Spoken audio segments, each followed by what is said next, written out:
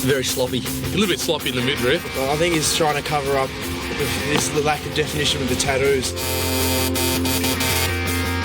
He's got a green dragon. He's got zigzags. He's got a skull over here, new skull, another skull there, another skull there, another skull there, snake. What's he got? He's got some devil on his leg. Something still in his rib cage. Who knows? He's shocking, isn't it? I think you probably, if you looked at a penguin, maybe it's a bit quicker. Like a waddling penguin. Well, I noticed early on that he looks like an ice skater, so he sort of runs like this.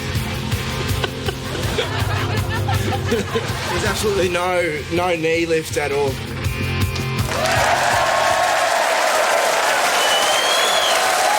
back to Footy Show. He is, of course, one of football's most intriguing characters. His on-field record is unbelievable. 3-time Copeland Trophy winner, 3 times All-Australian MVP of the AFL Players Association, of course, last year's Brownlow medal. Please welcome the one and only Dane Swan.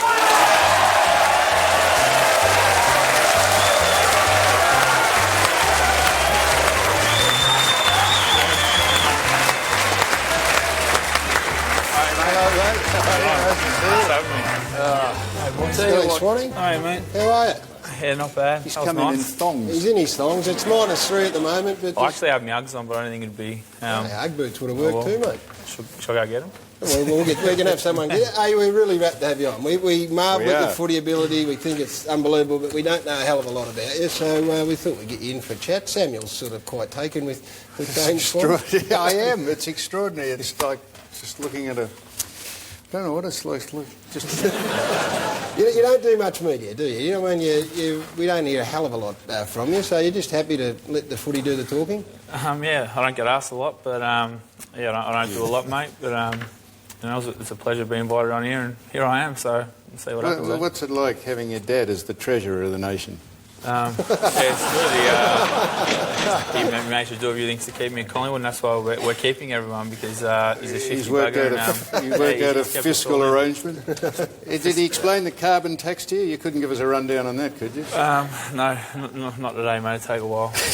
Hey, Swanee, we love the way you roll, because you are unique in the fact that things just drift along and then you get to the weekend and tear it to shreds.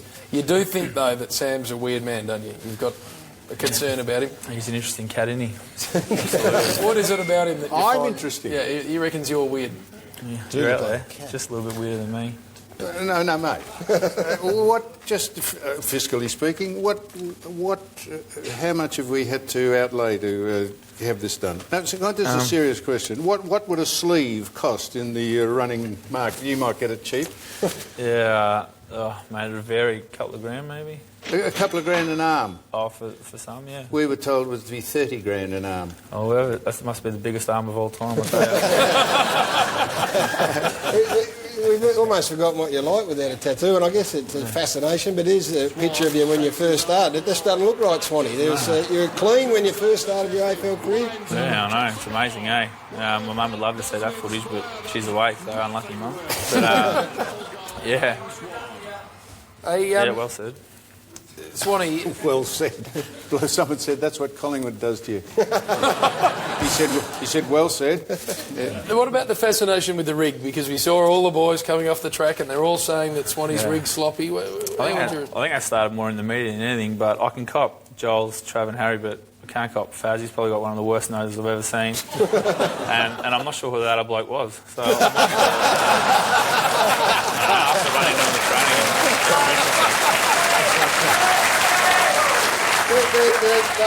The media, you said they sort of had a fascination with you, thinking that you'd come back from the 2011 season a little heavier, and you made a point here on, I think it was might have been was it Anzac Day? Yeah. And you just jagged another one. You're well on your way to a BOG, and you just gave the old tummy a little rub. So just making a subtle point. Yeah, absolutely, mate. You know, you suppose you cop it from all the boys as soon as something like comes out in the media, and you know, rightly so. But I told him if I was lucky enough to to kick one, I'd certainly do something for him, and I try not to take myself too seriously. So, while I'm enjoying myself, I'm probably playing my best footy.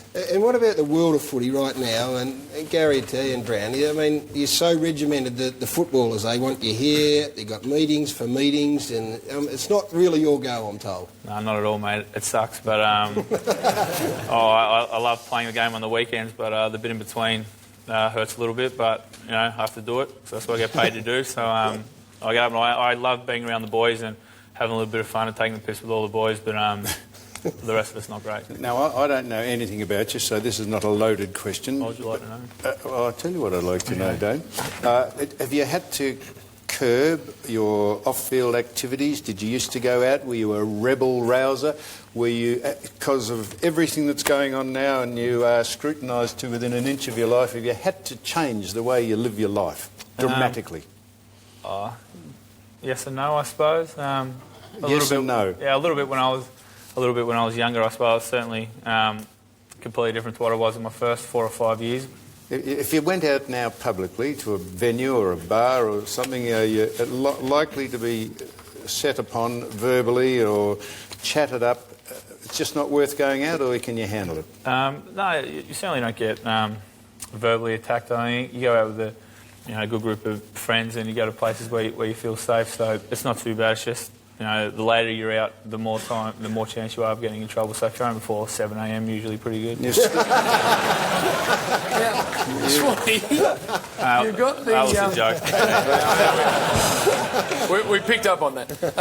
You've got the nose ring. Yeah. I didn't notice until you just saw you out the back that you've got that. Now, obviously, stud. Yeah. You've got to take that out on game day. That would be hard to do, I'd imagine. Yeah, it took me a while to learn how to do it. I rip it out and then trying to stick it back in, it'd bleed a hell of a lot, but I've got the knack of it and I'm not too bad at it. If you just look over that way, and we could get camera 2 just to have a just want to come in and have a look at the stud on his hooter there. Come in, take your time to come in. Well, there it is. That's what a nose ring would be. Yeah. But no, that's not a nose ring, it's a stud. Stud. Yeah. And could I ask you the obvious question? Yeah. The why?